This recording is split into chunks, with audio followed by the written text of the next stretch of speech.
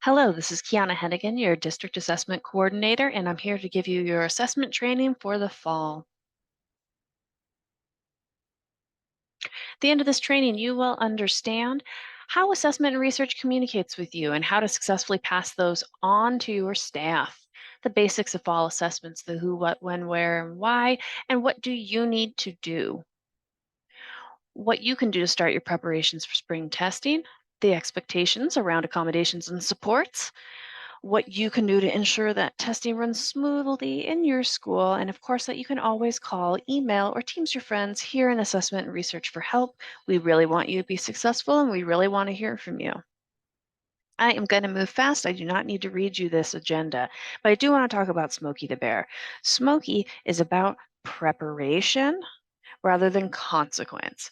Smokey wants you to snuff out that fire with a bucket of water before it becomes a forest fire. You can prevent forest fires by being like Smokey. You could prevent metaphorical fires in your school by doing some preparation. I'm going to show you how during this presentation. This is not the fully bargained calendar, but this is a draft of the blue calendar, which we will be sending out to you as soon as bargaining is complete. It is here to help you plan your assessment year. Please note, you will not be testing on every single date of these windows, but testing may be occurring during those windows. Some of those windows you will need to pick your testing dates and take care of testing at that time. Let's begin with WIDA Screener. This is the English language proficiency exam that determines eligibility for ML services. This is for all K-12 students who are new to Washington and have a home or native language that is not English as indicated on their home language survey. We need to give this assessment within the first 10 days of enrollment.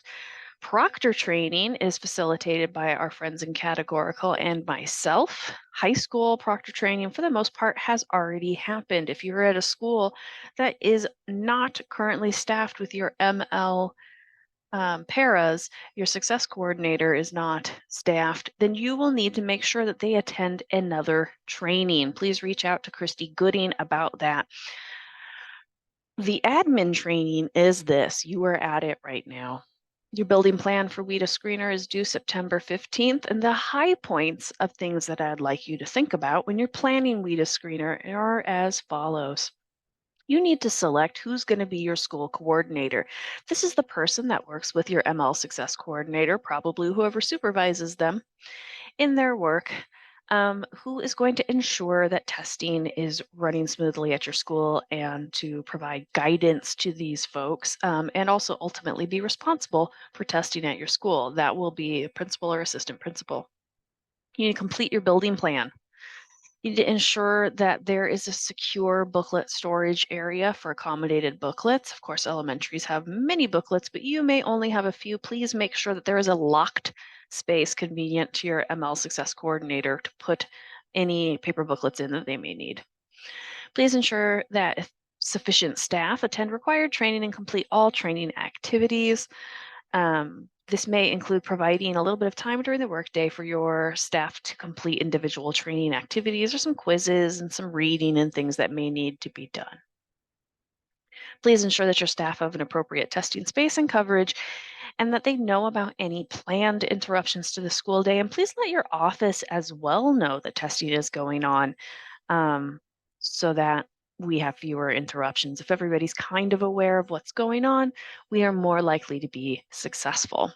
Please report your incidents promptly in ARMS, which is in that EDS system, and submit all of your paperwork by June 10th. Just like last year, your materials will all be due at the same time as SBA and with SBA.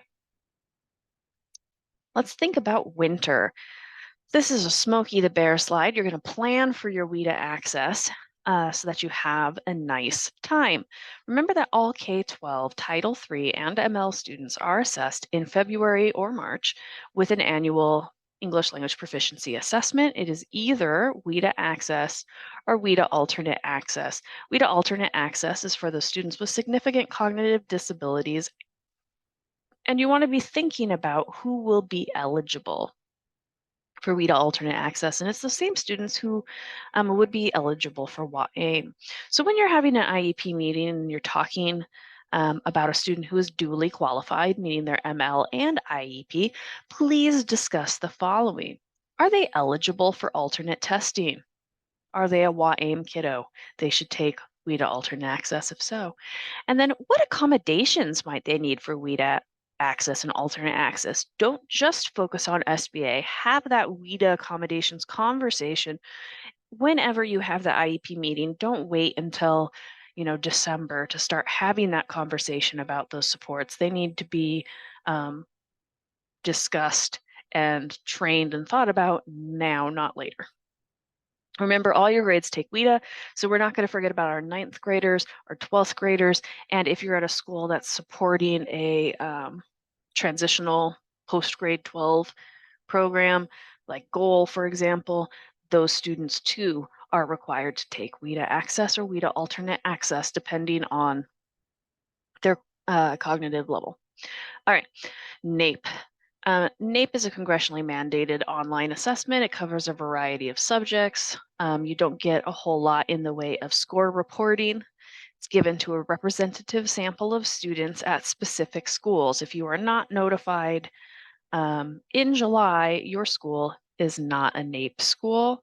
The window varies. It's proctored by NAEP proctors. There's nothing extra that you need to do, and there's no building plan you need to complete. What you need to do is to name a school coordinator who's going to upload all the student information, just to say registration on time, and provide access to whichever students are selected and the testing space you selected on the specified dates.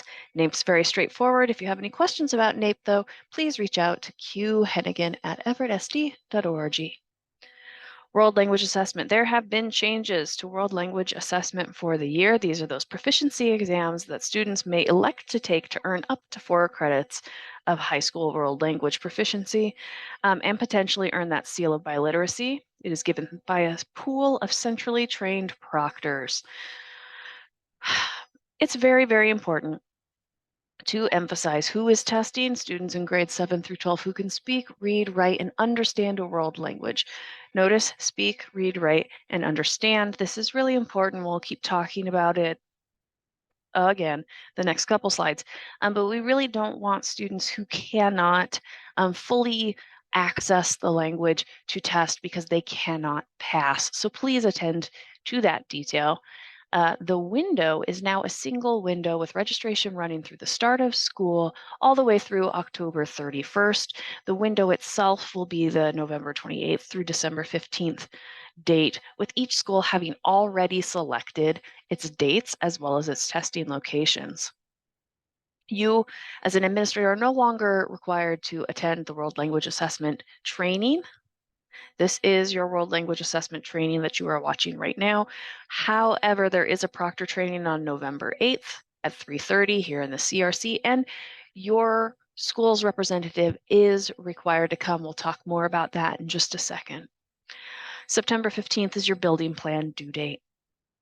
Why is WLA important? Let's talk about it. It frees up time for students to take other coursework that's relevant to their post-high school plans, things like AP or CTE, things that are important to the student that they may not otherwise be able to access, particularly if they've spent time in any kind of EL coursework. Sometimes that choose through opportunities to take other coursework, and we want to give that back to our students.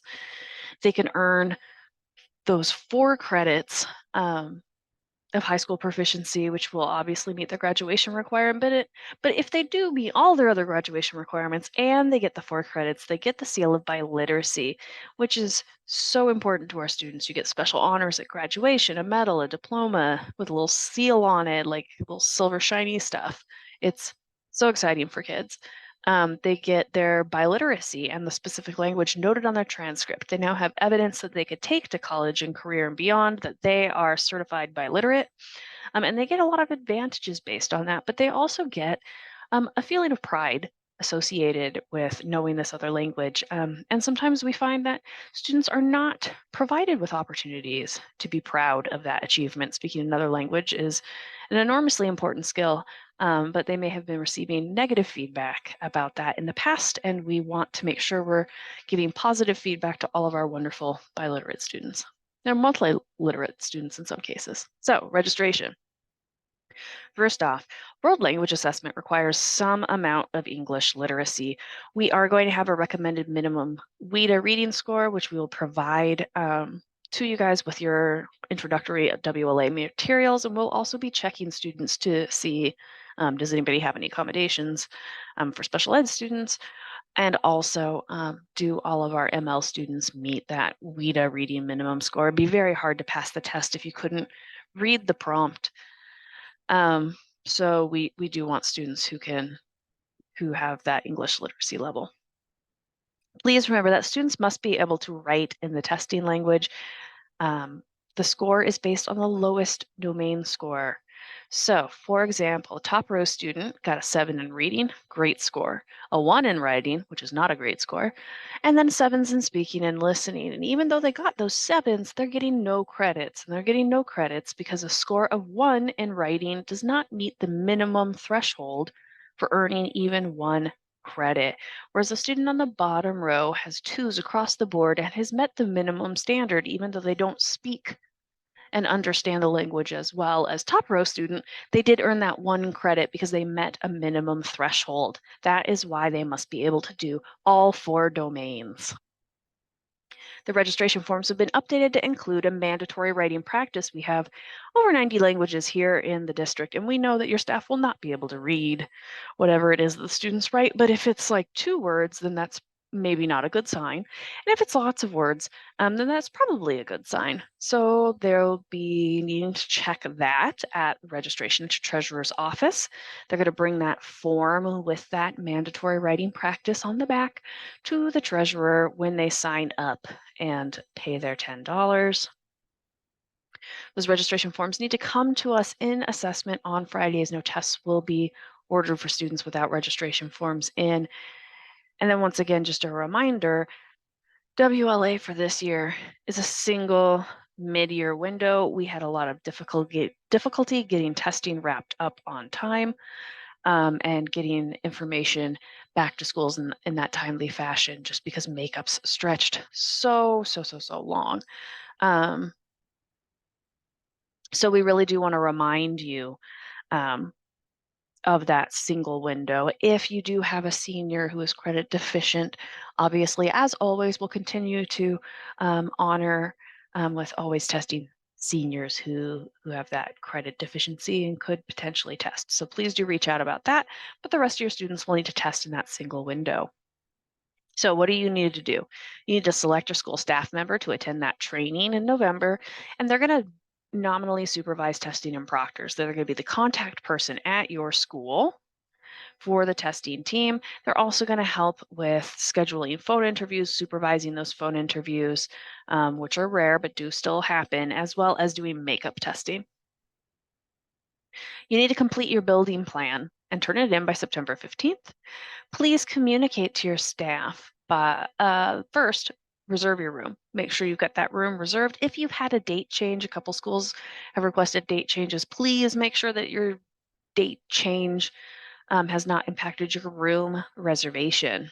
Please make sure you're minimizing interruptions by communicating to your staff, hey, our students will be in the library today taking this test. Please stay out of the library. Do not send students to the library.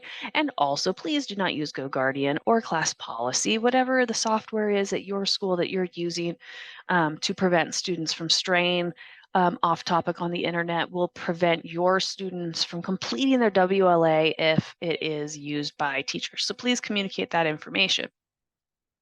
Please make sure that students are aware of the testing opportunity and that they're told, not just that there's posters up around the school, but it's very important that students are told by their trusted teachers about this opportunity. It means so much to our students when a teacher says, hey, I think you'd be great to take this test.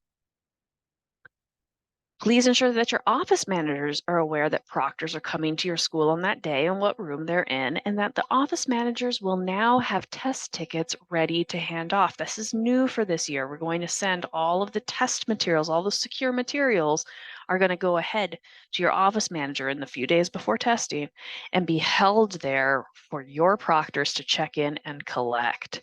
It's very important that the front office knows that they'll be coming and where those materials are.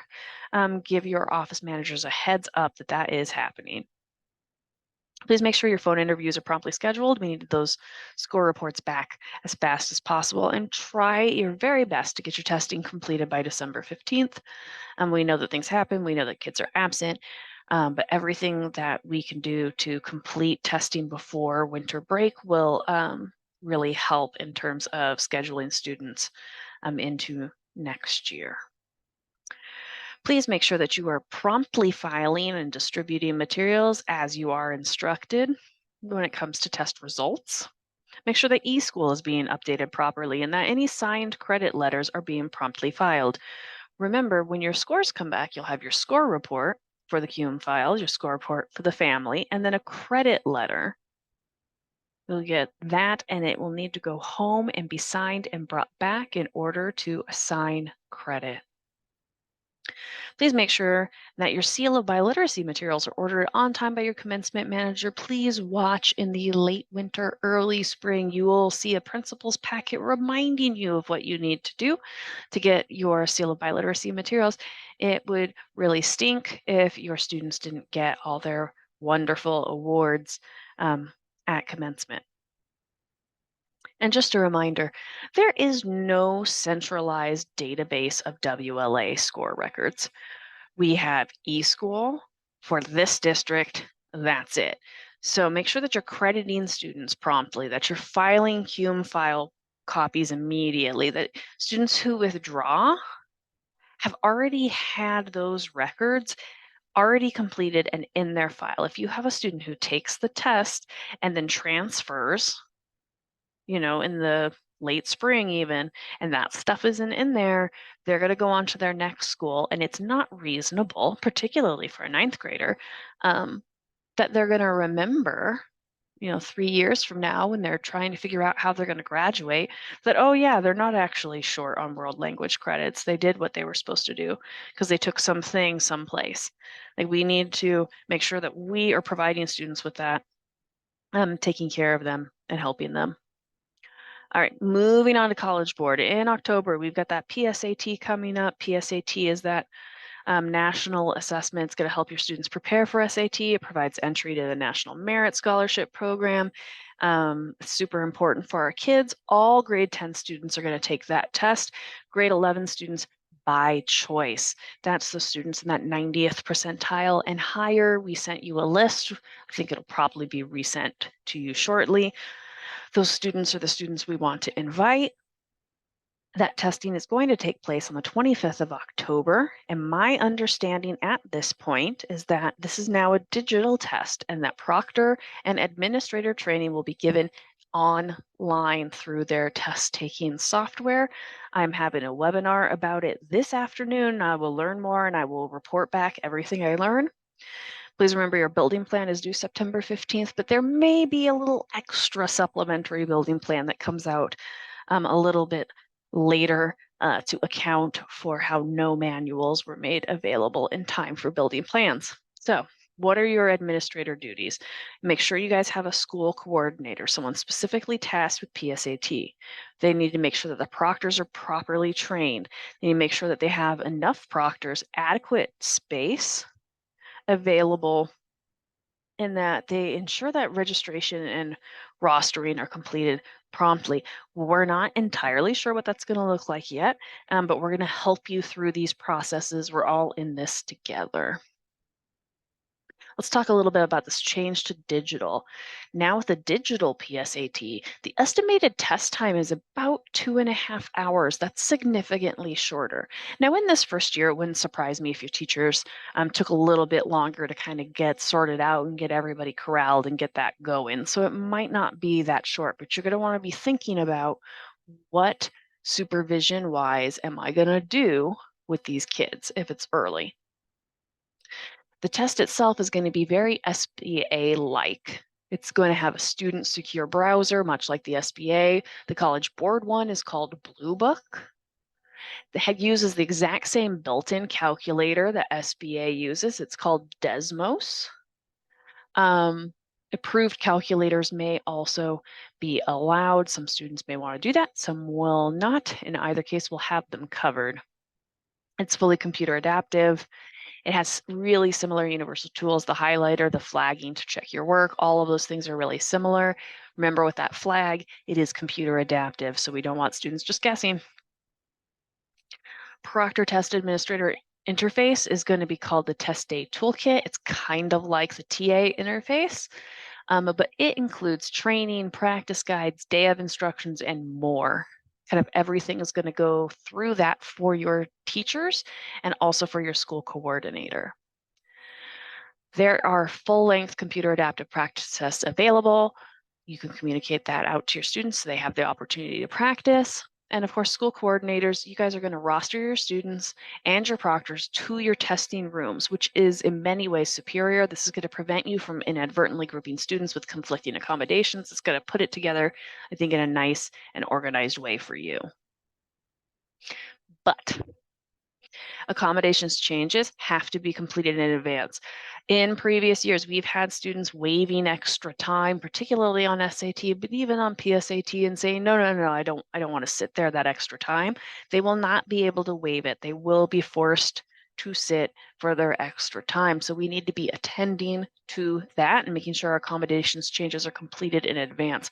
We've got a hot second to turn in changes to accommodations in advance. I'm going to cover that in just a few slides. Advanced placement. So AP has some subjects now that will be online, some that will be very similar to those paper tests. It's going to be your kids, mainly those who are enrolled in AP courses. You always have a few extra students, that's normal. The window is May 6th through 17th. You'll notice that that window is different than in previous years. With your late testing falling May 22nd through 24th, you would recognize that late testing week as also your SBA and WACUS week at most schools. WACUS will be that same week, I would imagine. Proctor training. It is my understanding that it will be online via College Board. I do not know yet. It may continue to be here at the CRC provided by me. I'm prepared to give that training if I need to. I'm also prepared for that to be online. I will let you know as we get closer what the plan is for that, but I do have everything all secured for that. As you'll see on the September 15th due date, building plans, admin duties. You're going to select a school coordinator. I would strongly recommend that the school coordinator is not also your school coordinator for SBA. That's very important because they're going to have their hands full at the exact same time. You're going to select a classified staff member to support the AP school coordinator's work. This is my strong recommendation. I can't make you select who's going to be the AP helper. If you don't have an AP helper, your administrator, who's your school coordinator, is going to be spending administrator time doing things that probably could be supported by a classified staff member. So think carefully about who can do which tasks that you need to get done. You're going to want to manage classroom and test setup management on My AP. That's probably your school coordinator's job. You're going to create an overall testing plan with staff support, rooms, technical support, who's going to be a hall monitor. All those things will need to be planned. You're going to ensure that proctors are trained and prepared. You're going to manage your own invoicing. It was noticed last year that some of our schools did not have the correct price for AP in the point of sale system, and that turned out to be a problem. So please manage your invoicing, take a peek at it, make sure everything looks good, make sure College Board is sending the right people the right stuff. Please manage your materials and supplies and ensure that there's on-time ordering, inventory, and returns. College Board takes very seriously their deadlines. All right, so let's think ahead a little bit about this College Board accommodations process. In the 9th grade, at an IEP or 504 meeting, first off, you need to check the checkbox that releases data to College Board. It says, yes, I family of such and such, guardian of such and such, am fine with releasing information about my student's disability to College Board so they can have their accommodations. That click must be completed in order to get accommodations for College Board. Then you will review and select your accommodations. There's a form with your choices. It will continue to be updated as choices continue to evolve. That form needs to be turned in to Lindsay Carteret by June 15th of the ninth grade year, because over the summer, that's the due date for PSAT accommodations. You see, we start in grade 9 to be prepared for grade 10. That PSAT falling in October, the due date will have already passed.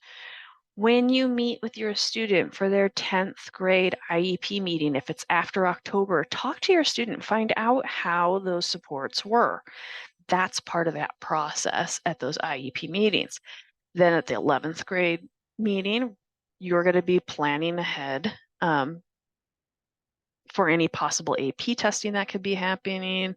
10th grade, you've talked about how the accommodations were during PSAT so that you can make changes so you'd be ready for SAT. At the 11th grade one, you're going to talk about those SAT accommodations if the student is an AP student, so you can go on and talk about AP or Saturday SAT, any of those College Board accommodations. And then you're going to update those things as needed.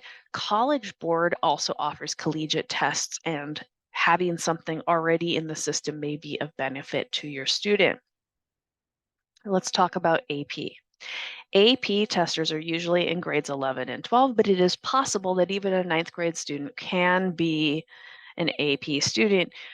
We will send out a list of ninth grade AP students who have IEP or 504 plans in the fall. Those students you need to attend to right away. Those AP accommodations deadlines are coming fast. December 15th, before you go on winter break, you need to have AP accommodations sorted out and over to Lindsay so that she can work on those over winter break. And that is going to include those ninth graders that we emailed you about in the fall. It's a tight turnaround, but it'll need to be taken care of. It's a Smokey the Bear slide. Doing this set up correctly is going to save you a lot of pain. All right, let's talk about College Board accommodations, tips for when you're in the IEP meeting. Most common question, request forms only need to be submitted once unless you need to make a change. So you don't need to submit a new form every year. You put in the first form. If that accommodation worked great for that student, terrific.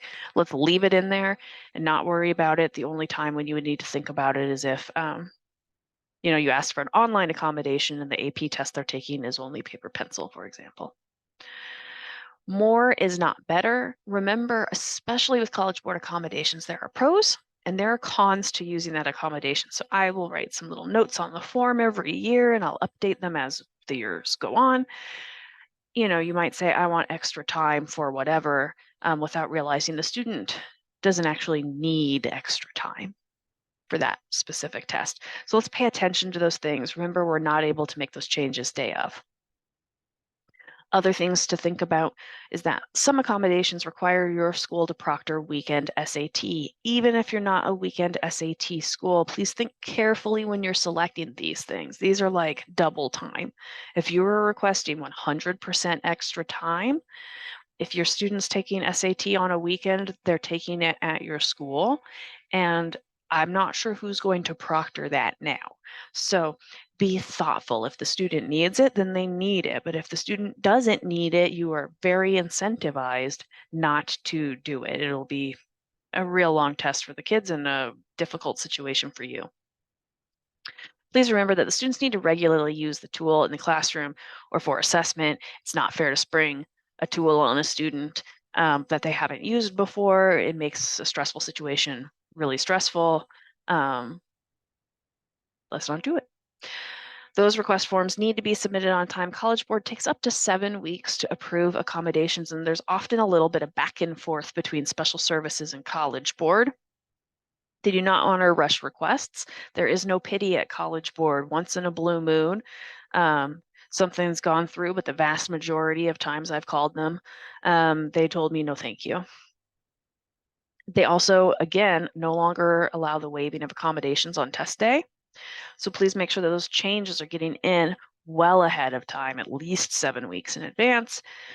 Submitting accommodations late is going to create complications for administration. For example, we had some late submitted accommodations for AP last year that made significant changes to rooms that made it really hard for the AP coordinator to schedule things. So we need to be telling our staff, our case managers, our counselors, take care of this before the due date. Don't wait until after the due date. If it does get approved late, it's also going to create additional challenges.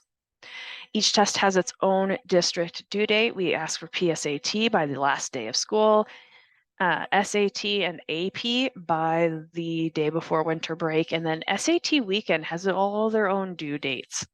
So just attend to students. If a student is in an IEP meeting and tells you they want to take their SAT early, that is really important information we need to get taken care of right away. And one last thing is we have like literally a few days next month wherein changes can be made to PSAT accommodations and be guaranteed to go through. If you're hearing any scuttlebutt about any changes to PSAT accommodations, the time at which to request them is right now, immediately. Better yet, yesterday. So please hop on that. We'll cross our fingers that those changes can be made in time.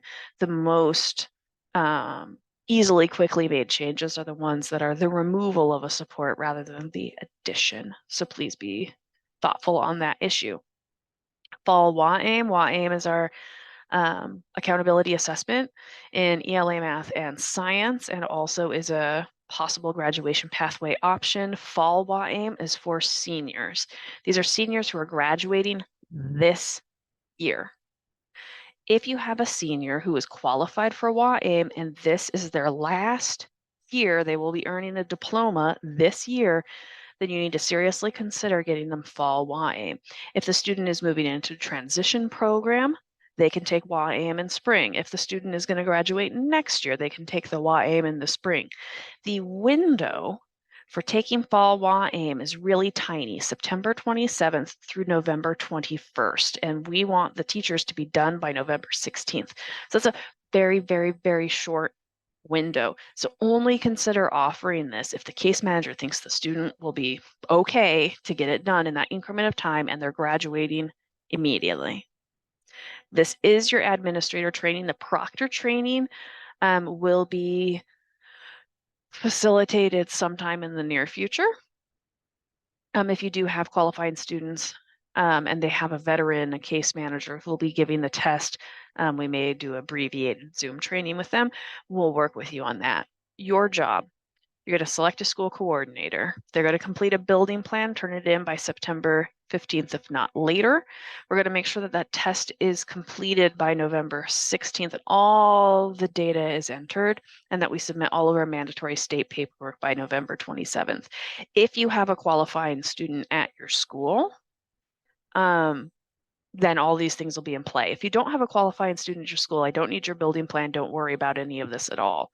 I'll be working with special services and on-time grad, as well as your case managers to identify students. And I will let you know if I think you need to fill out this building plan.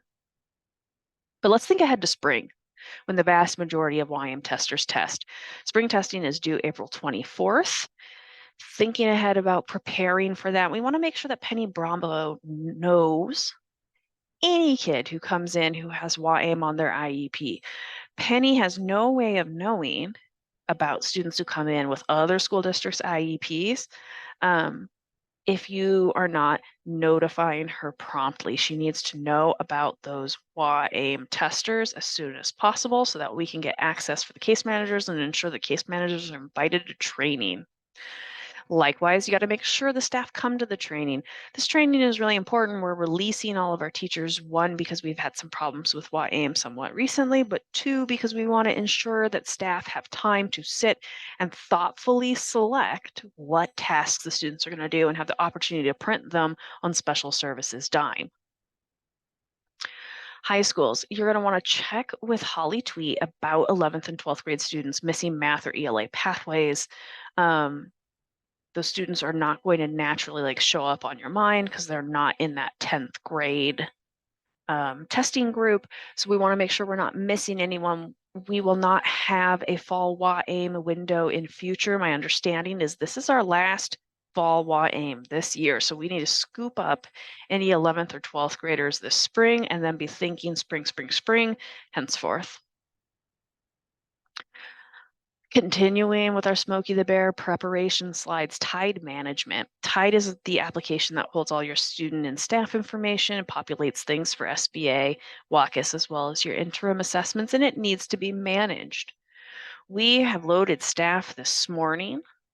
Adding and removing staff subsequently is now a Tide manager task. We only load staff one time en masse. Today was it. So as you're moving forward, you want to understand who we have loaded. We gave school coordinator level permissions to principals and assistant principals only. This means that you can view as well as edit all your students, all your TAs, your users, and all of your class rosters. You are the only people in your school with that permission, and my understanding is that you cannot give that permission. If you want other people to have that permission, you need to email Justine Palabrica to add those SC level users. It is incredibly important that you are not the only person with that permission. You need help. So think about who you want to help you and send their information to Justine.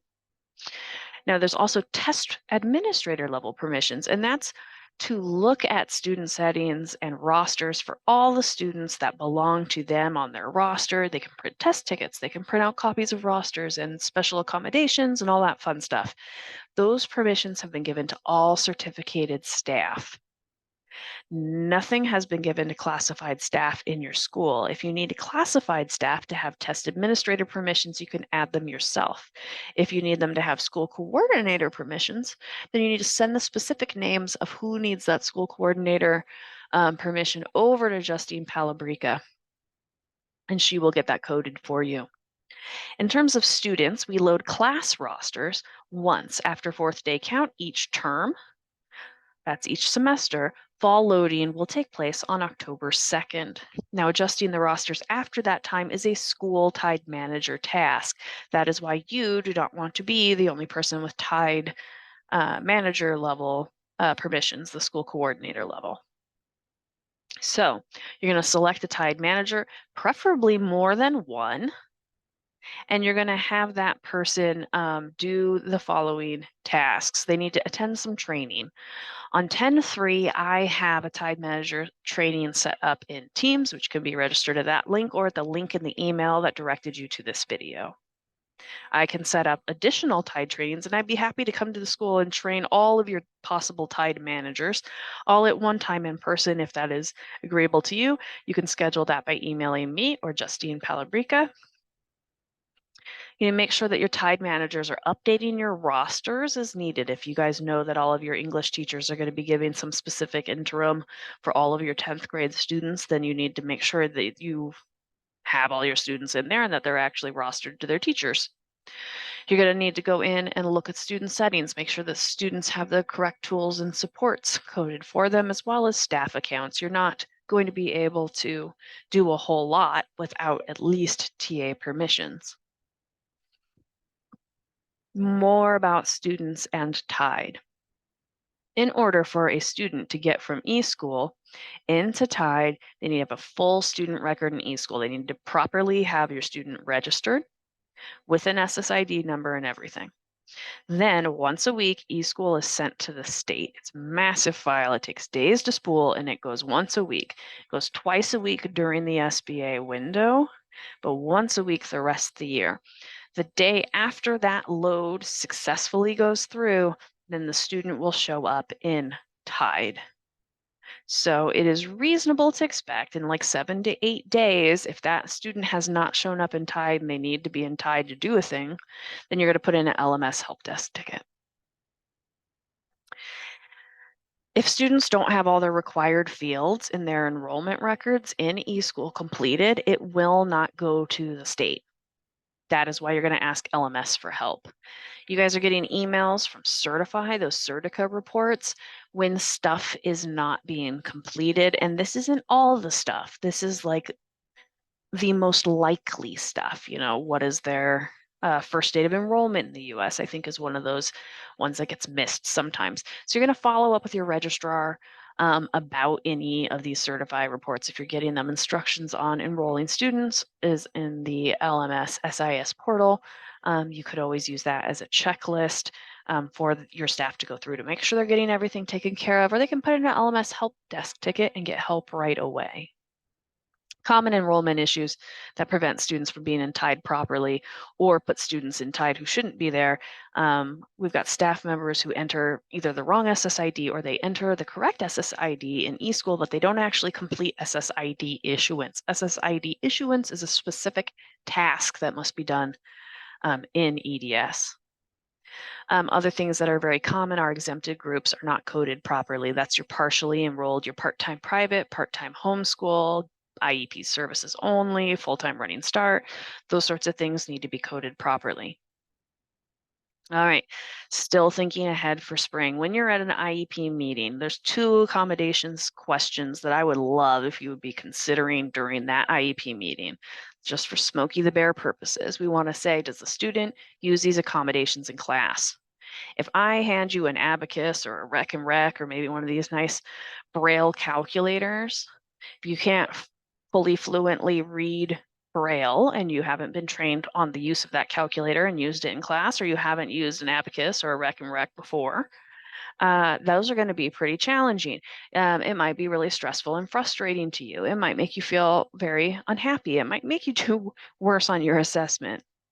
We need to intentionally teach our students how to use their accommodations in that secure browser. And they need to have adequate practice in a training test. When we're assigning accommodations, we need to think ahead in a little roadmap of who and when are the students going to learn how to use this support if they don't already know how to use it? And how are they going to get practice? And when is that practice going to happen? We need to be intentional. And then the second thing is the accommodation connected to the disability? The accommodation should be specifically connected to the disability to increase equitable student access. We don't want to give the student a pile of tools and be like, surely one of these will work. We want to give the student the tool that's going to help them, the tool they know how to use, that they've been using all year, that's going to help them. This student has a flat bicycle tire, and what he needs is a bike pump. That is the tool that's going to help him get back on that bike and get back into the bike race. It's not going to help him win the bike race necessarily, but he's going to get back in that race. What if we give him a giant box filled with a whole bunch of other stuff? Maybe he doesn't find that bike pump. Maybe he gets frustrated because he doesn't know what he's supposed to do with the rolling pin. I don't even know what you're supposed to do with the rolling pin. So let's make thoughtful choices that are going to be supportive of our students, that are going to increase their accessibility. When you're thinking about accommodations, we're thinking about access, not success. We want to be accessible. We want to create valid scores by mitigating students' disability and giving them an equitable opportunity to show what they know and are able to do. We're going to get a nice valid score, and valid scores are the key to healthy educational systems. This is how we are going to be successful, is by knowing and understanding what our students know and are able to do. So let's just think about simplified test directions, scribe and read aloud. Simplified test directions require a student have one-on-one support, and this is like all the time, not just during the test. These are students who need to be getting those supports at all times. For simplified directions, this is going to be, a student who has a specific vocabulary that they use to ensure that the student really understands it. The person is going to be in a one-on-one environment, and they're going to simplify just the instructions in the teacher script. Like, I'm shocked that we need simplified directions more or less for almost any students based on what supports I know students are getting in the classroom. So carefully think about that simplified directions. Likewise, scribe and read aloud. Scribe and read aloud are not super common for students to have at that high school level.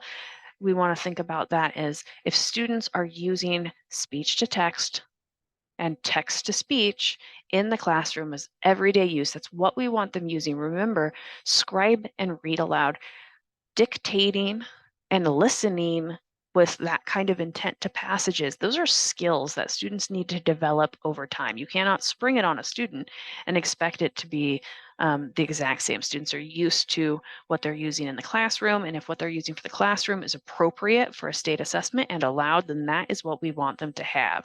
So please limit your scribe and read aloud to only students who are actually going to be using those tools. Print on demand. We know that this is not being practiced with fidelity. This is for students who need to read physically on paper. This is a paper accommodation. It requires a printer, it requires a proctor who knows what it is. Please be attending to that. That's an interesting one. And then just always remember when it comes to text to speech or read aloud on a reading test passage, or speech to text or scribe on the full write, these are fundamentally changing the nature of the assessment. And we want to give this specifically to our students who otherwise cannot demonstrate their knowledge of the standards. We don't want to higgledy-piggledy give it to like every student. We want to be really thoughtful about those accommodations level supports that we're providing students and make sure that we're thinking access, access, access. All right. Still planning for spring. Let's think about coding supports in TIDE and go through how that works. Accommodations and designated supports are manually loaded for English learners and students with IEP and 504 plans 3 times annually in the fall, the winter, and the spring, October, January, March. This is not an automatic process. This is a manual process that is undertaken by various departments, and they may be in touch with you for questions. What you're going to be responsible for is updating student settings between loads. So if you have changes to IEP and 504s that are going to happen before the next load, if you have a new student who comes in with, say, an IEP or 504 from a different district, that's something that is not going to be a file that LMS or Penny can pull down and then reformat and then push back up. That's going to be stuff that's hidden from our view here at the CRC. There's no one manually retyping in those IEPs. You will need to attend to that. Likewise, you want to attend to your transfer students. We want to be reviewing and updating our students' accounts if they transfer in mid-year. Remember, not everybody uses the same tools. Typically, we want to see, does a student need to have a tool that we don't normally give to students? Does a student have tools they don't know how to use? We want to do some due diligence. We don't want to just accept what is in there for our transfer students. We want to be thoughtful and individualize that. We also need you to code your designated supports for students who are not part of the central load. There are some ML supports that require individualized work from your ML success coordinators. There's also, if you have students who we know have reading challenges, we might want to give them that text to speech on the math test so that they can understand what they're being asked to do.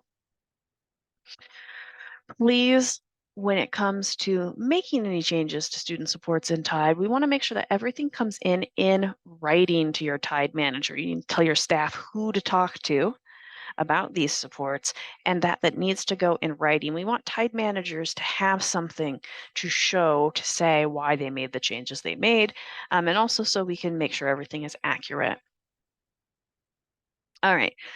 Thinking about interim assessments. If your school is planning to use those online interim assessments that are administered through WCAP in English and Math, you are welcome to do so. I am saying that they're going to open November-ish. I think they might open a little bit early, but remember, we're going to load rosters in early October, and then we're going to need to load all of the tool supports and accommodations. So if you are really hot to trot and you want to test as soon as possible, you need to let me know.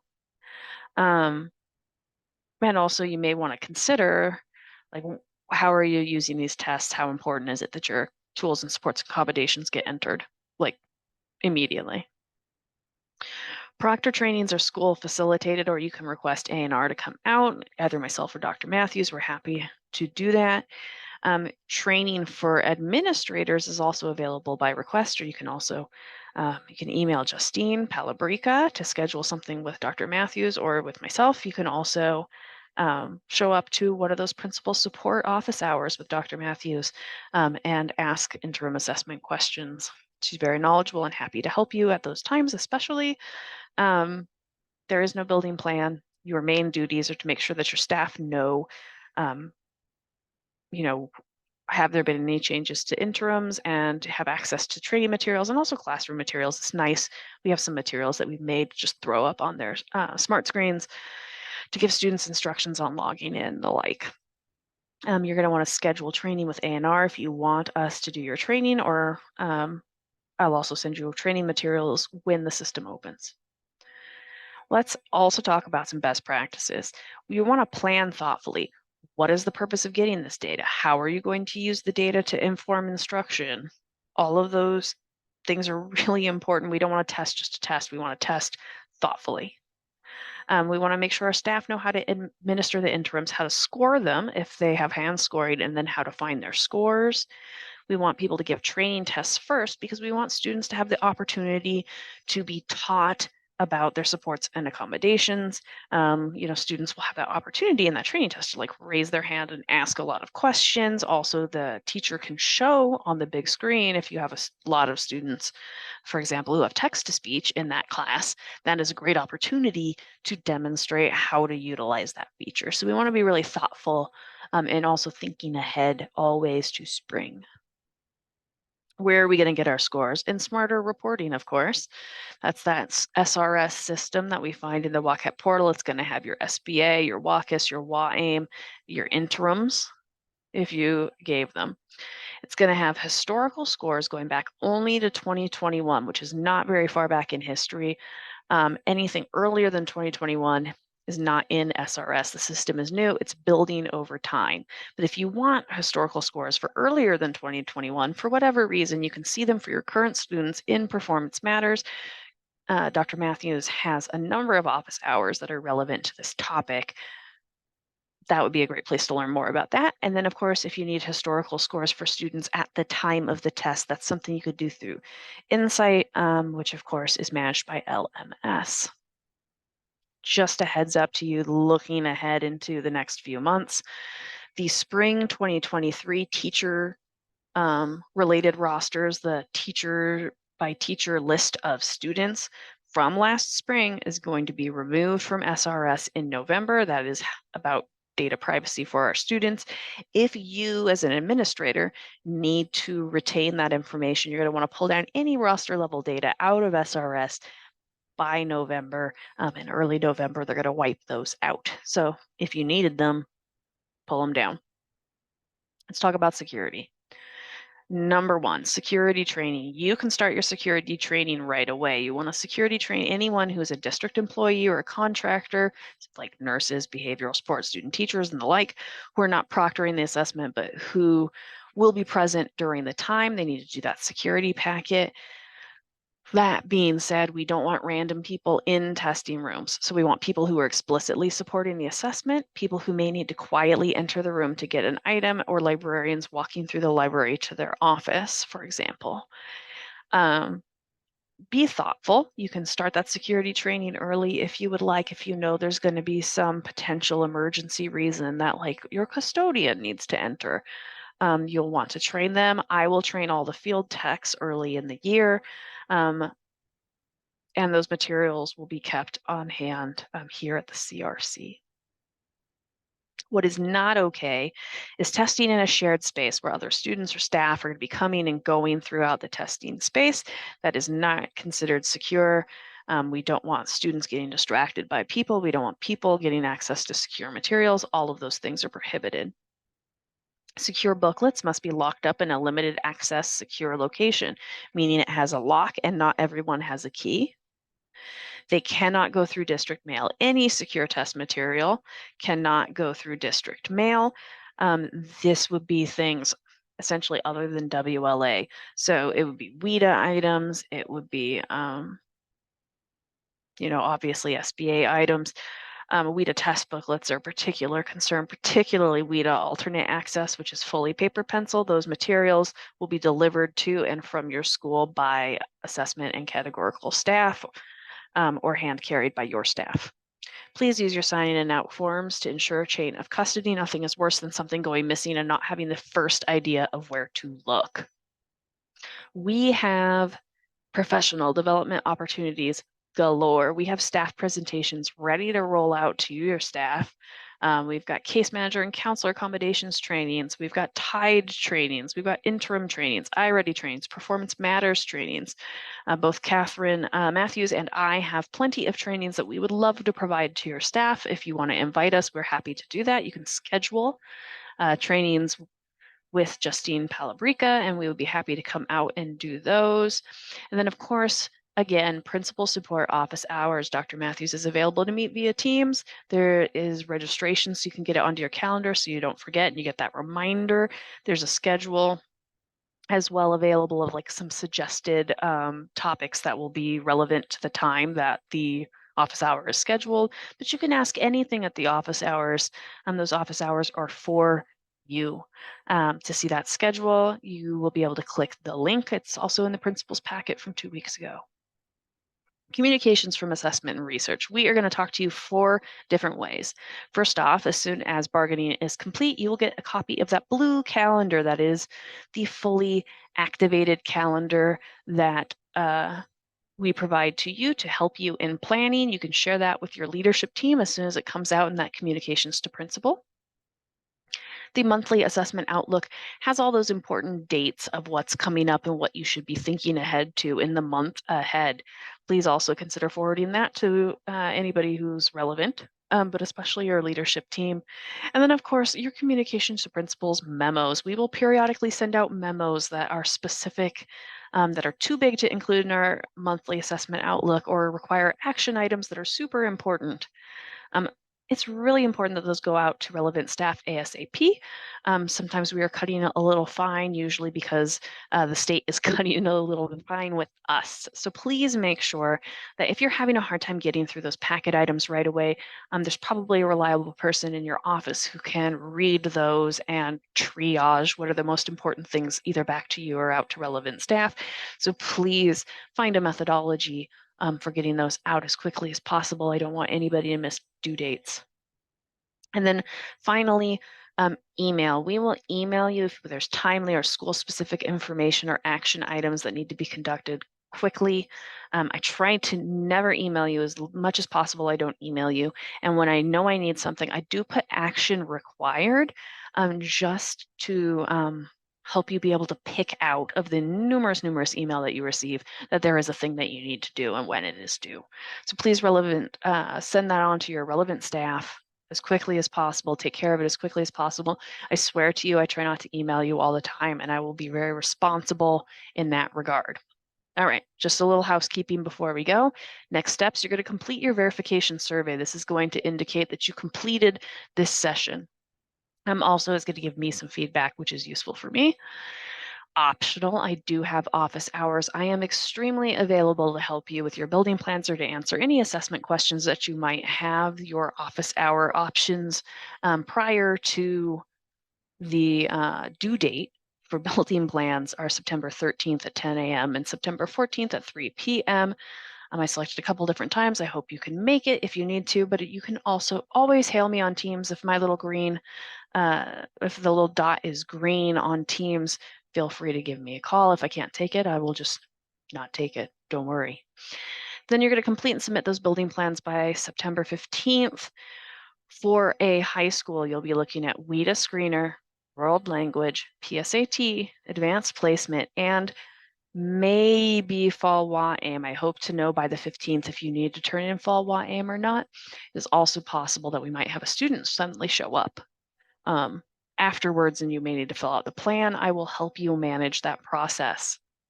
Looking ahead to winter, we're going to have building plans out on November 10th and due on the 15th of December. Right before we go to break, I promise that I will have a recorded training webinar out on the 27th of November and available until that 15th timeline, just so that you have access to what you need. What we'll be talking about at that time will be access and alternate access, as well as the SAS, the survey, SAT, and of course, we'll be thinking about YAM Spring quite a bit at that time. The spring plans will come out on February 9th and they are due on March 7th. We will be meeting in person for spring so I can train you on how to give your training. Those meetings will take place between the 22nd and 29th of February, and they will be at a central school location, probably Cascade. And we'll be talking about Smarter Balance, of course, WACUS, and of course the AP test. We'll also be covering AP and SAT topics at that January 16th high school meetings that you guys are going to. I'll have just a few minutes to brief you on that, and I may want to meet individually on one of those topics at another time, and I will email you directly for that. If you need any assistance of any kind, we have people to help you, and some of them are even not me. So if you need anything at all, if you need support, here's our extensions. Please feel free to email, call Teams. We are here to support you and help you be successful. So please don't ever hesitate to reach out and ask for help if you need help. It is our job to help you. So call me 10,000 times and I will be happy as a clam. Don't ever worry about that. So this has been your fall training. I will have another video training coming at you for winter, and I hope you are having a fantastic day. Thanks a lot. Bye-bye.